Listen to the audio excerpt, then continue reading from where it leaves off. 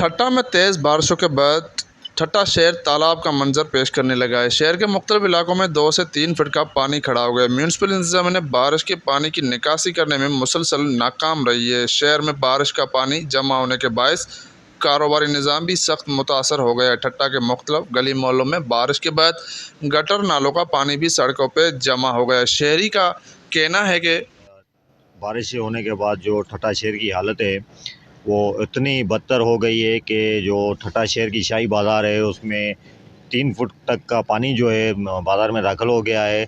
और यहाँ की जो बल्दिया है, इंतज़ामिया है, उन्होंने अभी तक जो है शहर से पानी निकालने के लिए कोई इक़दाम नहीं किए हैं।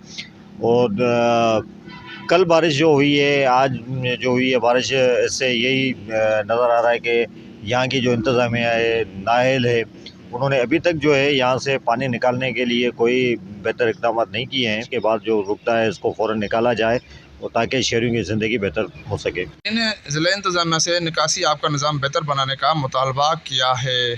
कैमरा टीम के हमरा तनवीर अली, वॉइस न्यूज़ ठट्टा।